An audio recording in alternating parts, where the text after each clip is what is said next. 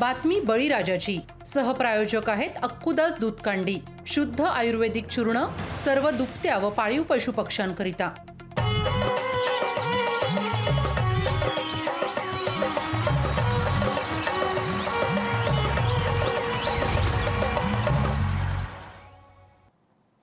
नमस्कार, मी अक्षरा चोरमारे. बातमी बळीराजाची या कृषी विशेष बुलेटिन मध्ये आपल्या सगळ्यांचं स्वागत.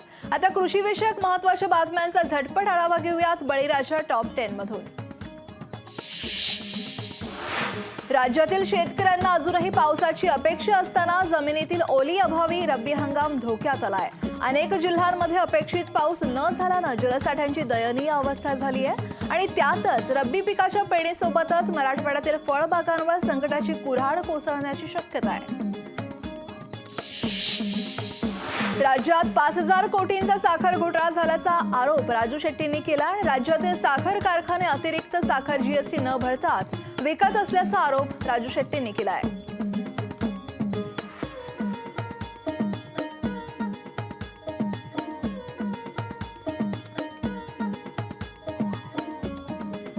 काठापट्टीवरून येवला कृषी उत्पन्न बाजार समितीत व्यापारी आणि मापारींमध्ये सलग दुसऱ्या दिवशी वाद झालाय. हा वाद वाढून विकोपाला गेल्यामुळे व्यापारी कांदा लिलाव बंद पाडून निघून गेले आणि त्यामुळे शेतकरी संतप्त झाले.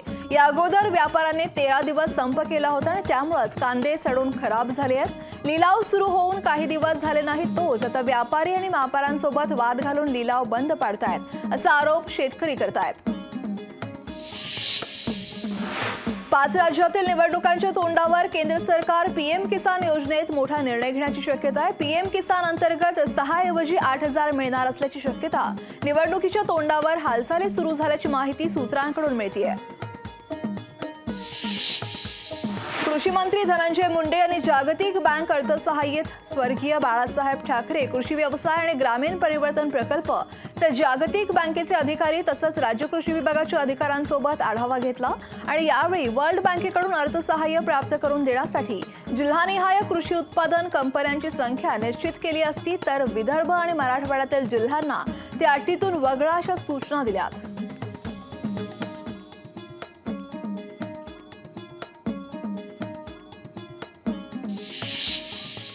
सरकारनं कांद्यावर 40% कर लावल्यानंतर कांद्याचे दर दबावातच आहेत. बाजारातील कांदा आवक सरासरीपेक्षा खूपच कमी तरीही कांद्याला केवळ 1,500 ते 2,000चा भाव मिळतो आणि त्यामुळेच कांद्याचा अत्यल्प भाव आणि कांदा नुकसान या दुहेरी संकटात शेतकरी सापडलाय. केंद्र सरकारनं तुरीचे भाव कमी करण्यासाठी मागच्या काही महिन्यांपासून सर्व प्रयत्न केले आहेत. मात्र सरकारच्या प्रयत्नांनंतरही तुरीचे दर तेजीतच आहेत. दर कमी होत नसल्यानं सरकारनं आफ्रिकेतून तूर आयात वाढवली आहे आणि आयातीचाही त्याचा फारसा परिणाम झाला नसून आयातीचं प्रमाण कमीच आहे. सरकारला मागणी आणि पुरवठ्याचं हे गणित सांभाळताना मात्र चांगलीच दमछाक होतीये. देशात तसंच आंतरराष्ट्रीय बाजारात सध्या सोयाबीनच्या दरात चढउतार सुरू आहे. सध्या सोयाबीनला सरासरी 4,400 ते 4,800 रुपयांचा भाव मिळतोय. तर बाजारात येणाऱ्या मालात ओलावा आणि गुणवत्तेचा प्रश्न कायम आहे. मात्र सोयाबीनचे भाव जास्त दिवस दबावात राहणार नसल्याचं चित्र आहे. राज्यात डाळिंब उत्पादन कमी असल्यानं चांगला दर मिळतोय. सध्या गुणवत्तेच्या मालाला प्रति क्विंटल 9,000 ते 11,000चा भाव मिळतोय तर सरासरी मालाला 6,000 ते 8,000चा भाव मिळतोय. तर राज्यातील बाजारात डाळिंबाची आवक सरासरीपेक्षा खूप कमी असल्यानं पुढच्या काळात देखील डाळिंबाचे भाव आणखी वाढण्याची शक्यता आहे.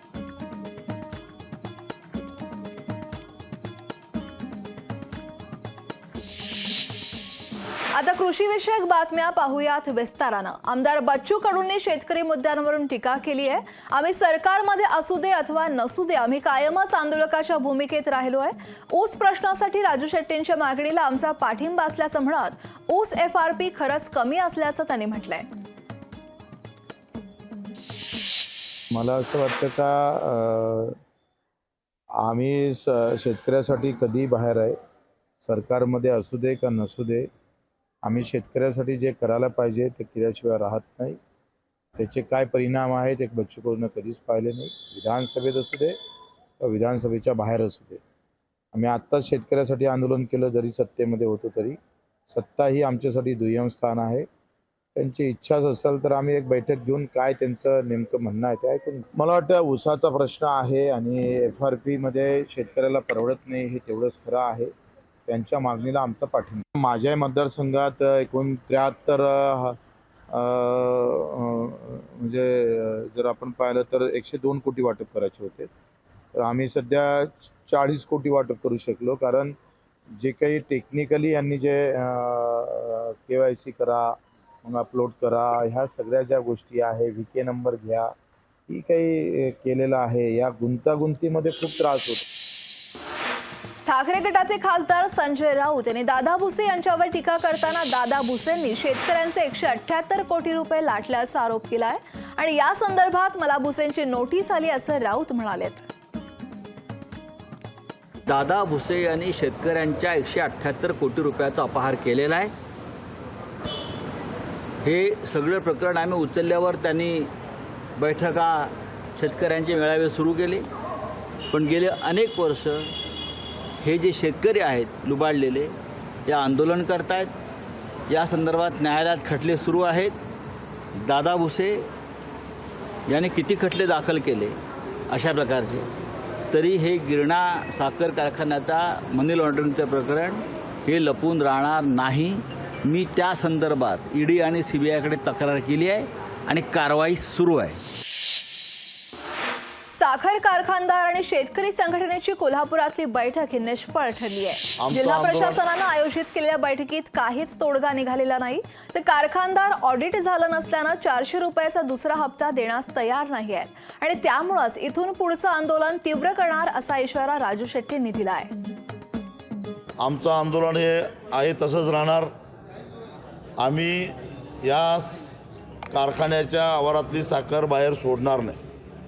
एकतर RSF प्रमाणे हिशेब करत असताना 31 मार्चला साखरेचे भाव 3300 रुपये क्विंटल होते, परंतु नंतर चढ्या भावानं ती साखर विकलेली आहे. हिशेबात मात्र त्या साखरेची किंमत 33 रुपये धरूनच एकूण उत्पन्नाचं वाटप होणार. त्याचा फटका शेतकऱ्यांना बसणार आहे. RSF प्रमाणे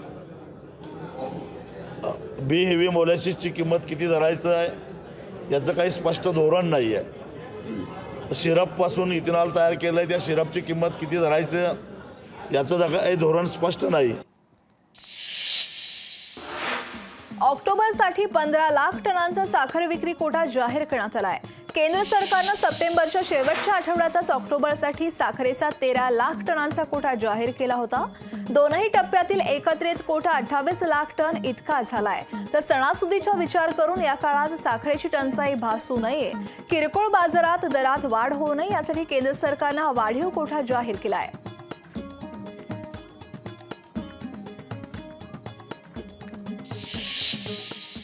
शासकीय दुष्काळी मदत जाहीर करावी, पीक विम्याची 90% नुकसान भरपाई मिळावी, चारा छावण्या, उन्हाळ्यात पिण्याच्या पाण्याचं नियोजन करून शेती कर्ज वसुली थांबवण्याच्या मागण्यांसह विविध मागण्या करत शेतकऱ्यांनी नांदेड लातूर रोडवर सोनखेड इथं रास्ता रोको करण्यात आलाय आणि शेकडो शेतकरी या आंदोलनाला उपस्थित होते.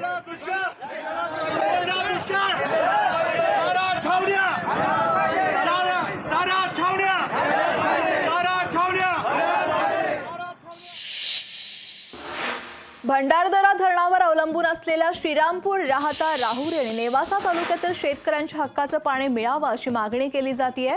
शेतकरी उद्ध्वस्त होऊ नये यासाठी श्रीरामपूर इथं सर्वपक्षीय पाणी परिषद घेण्यात आली आणि यावेळी भंडारदरा लाभक्षेत्रातील शेतकऱ्यांवर अन्याय झाल्यास तीव्र जनआंदोलन उभारणार असा इशारा सुद्धा शेतकऱ्यांनी दिला आहे.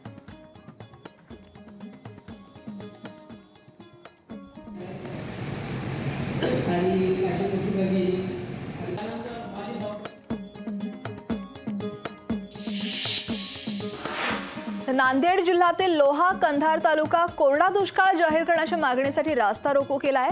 शासकीय दुष्काळी मदत जाहीर करावी, पीक विम्याची 90% नुकसान भरपाई मिळावी अशा वेगवेगळ्या मागण्यांसाठी रास्ता रोको आंदोलन करण्यात आलं.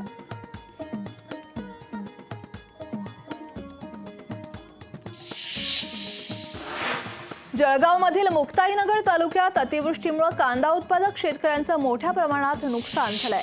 नुकसान भरपाईचे पंचनामे शासनाकडे सादर करण्यात आले होते. मात्र यात पंचनाम्यानुसार काही शेतकऱ्यांना प्रति हेक्टर 10,000, 8,000, 8,500 रुपये तर काही शेतकऱ्यांना अगदी 3,400 रुपये अशी भरपाई शासनानं मंजूर केली आहे. मात्र या नुकसान भरपाईत मोठी तफावत असल्यानं शेतकरी रोष व्यक्त करतायत आणि ही तफावत दूर करून नुकसानग्रस्त शेतकऱ्यांना बाधित क्षेत्राप्रमाणे मोबदला द्यावा अशी मागणी आमदार चंद्रकांत पाटील यांनी जिल्हाधिकाऱ्यांना निवेदनाद्वारे केली आहे. एक हेक्टरवर आपण जर 18,000 एकाला देतोय, एकाला 8,500 रुपये देतोय आणि एकाला 3,400 रुपये देतोय. हा जो त्यांचं धोरण आहे किंवा हे प्रमाण आहे, हे तफावत अतिशय त्रासदायक होती आणि शेतकरी त्यावर नाराजी व्यक्त करतात. पण कांदा उत्पादक शेतकऱ्यांचं इतकं मोठ्या प्रमाणात नुकसान त्या काळात झालेलं होतं. म्हणून आज मी मुख्यमंत्र्यांच्याही कानावर घातला आणि कलेक्टर साहेबांच्या कानावर घातला. कलेक्टर साहेबांना तात्काळ त्या डिपार्टमेंटला सांगून तशा पद्धतीने नुकसान भरपाईची तफावत दूर करण्याच्या दृष्टीने आदेश केलेले आहे. आंतरराष्ट्रीय बाजारपेठेवर भारतीय चहाच्या मागणीत घट झाल्यानं भारतीय चहा उत्पादकांच्या अडचणी वाढताना दिसत आहेत. टी बोर्डाच्या माहितीनुसार जानेवारी ते जुलै 2023 या महिन्यात भारतातून चहाची निर्यात ही 2.23% घसरली आणि ती 11,46,00,000 किलोग्राम इतकी झाली आहे. तर गेल्या वर्षी 2022च्या याच कालावधीत चहाची निर्यात 11,72,1,00,000 इतकी किलोग्राम होती. तर गेल्या वर्षी भारतीय चहामध्ये कीटकनाशक आणि रसायनं आढळल्यानं याचा परिणाम निर्यातीवर झालाय आणि त्यामुळेच अनेक आंतरराष्ट्रीय ग्राहकांनी भारतीय चहाला घेण्यास नकार दिलाय आणि त्यामुळे चहा उत्पादकांमध्ये चिंतेचं वातावरण निर्माण झालंय.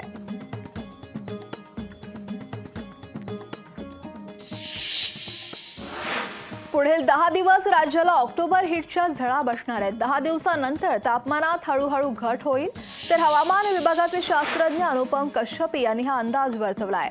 तर विदर्भात तापमान सरासरी 35 अंशावर गेल्याचं पाहायला मिळत आहे. तर मराठवाडा, उत्तर महाराष्ट्र, मध्य महाराष्ट्र आणि कोकणात सरासरी तापमान 33 अंश सेल्सिअसवर पोहोचलंय आणि त्यामुळेच पुढील 10 दिवस आणखी उन्हाच्या झळा जाणवतील.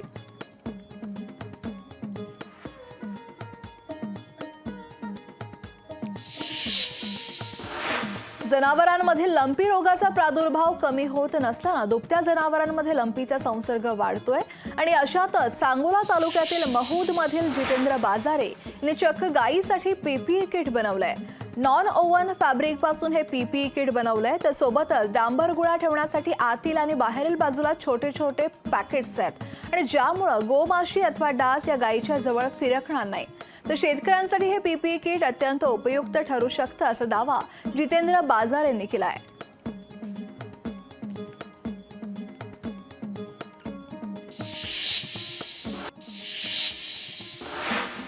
वाशिम जिल्ह्यात यंदाच्या खरीप हंगामात अपेक्षित पाऊस झाला नसल्यानं मुख्य पीक असलेल्या सोयाबीन उत्पादनात घट झाली आहे. परतीचा पाऊस चांगला न झाल्यानं तूर देखील वाढली असतानाच तुरीवर वेगवेगळ्या किडींचा प्रादुर्भाव झाला आणि त्यामुळे शेतकरी वर्गात चिंतेचं वातावरण पसरलंय.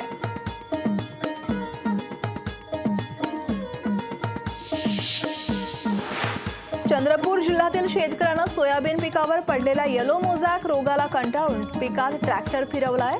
कोरपना तालुक्यात येणाऱ्या नारंडा इथले किरण शेंडे या शेतकऱ्यांनी 9 एकरात रोटावेटर फिरून सोयाबीन नष्ट केलंय. पावसाळा संपल्यानं गेल्या काही दिवसांपासून सातारा जिल्ह्यात उन्हाच्या तीव्र झळा आहेत. तर ऑक्टोबर हिटच्या तडाख्यामुळे सातारा शहरासह जिल्ह्यात तापमानाचा पारा चांगलाच वाढलाय. त्यामुळे अंगाची लाही लाही होतेय. तर साताऱ्यातील कमाल तापमान 34.5 अंशावर आहे. तर थंड हवेचं ठिकाण असलेल्या महाबळेश्वरला पारा 27.1 अंशावर गेलाय.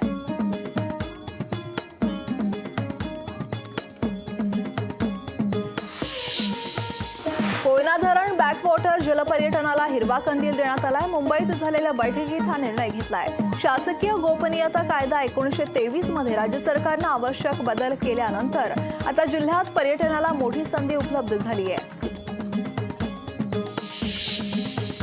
परभणी जिल्ह्यातील नुकसानग्रस्त शेतकऱ्यांना भरपाईचे 154 कोटींची मदत मिळणार आहे.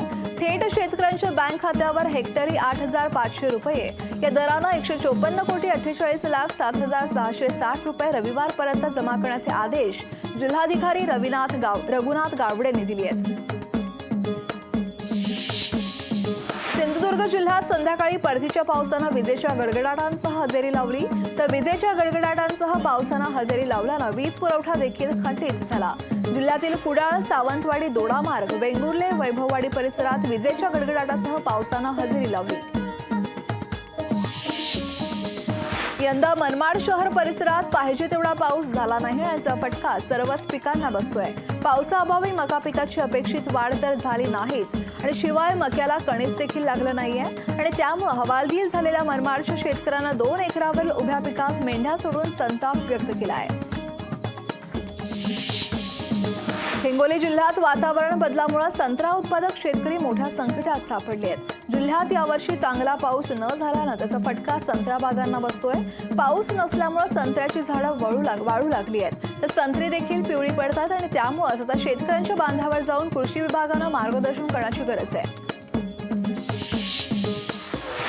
जळगावच्या भुसावळ तालुक्यातील वनक्षेत्रातून पाईपलाईन टाकण्याचं काम सुरू आहे. त्यासाठी मोठ्या प्रमाणात अवैध वृक्षतोड करण्यात आली आणि त्यामुळे ग्रामस्थांनी अवैध वृक्षतोडीचा तीव्र निषेध केलाय तर कोणतीही परवानगी न घेता अवैधपणे ही वृक्षतोड करण्यात आल्याचा आरोप ग्रामस्थ करतायत.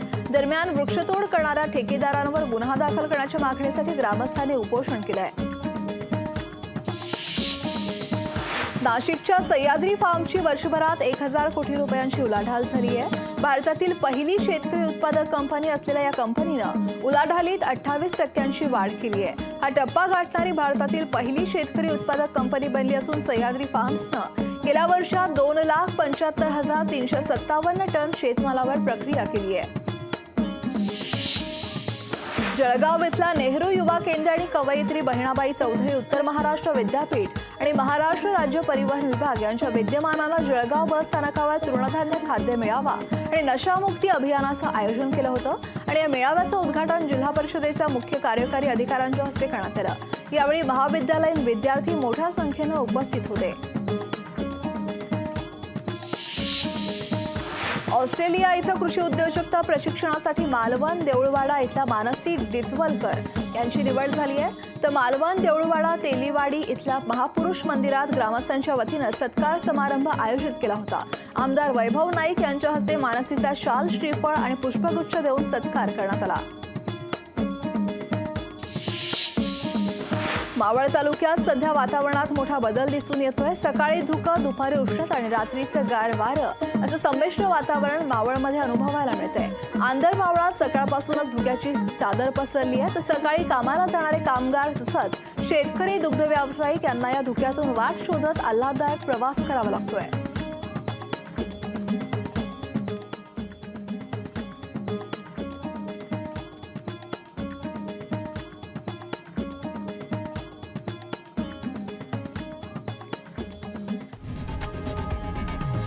लोकशाही मराठी ऐका, पहा, जागरूक रहा.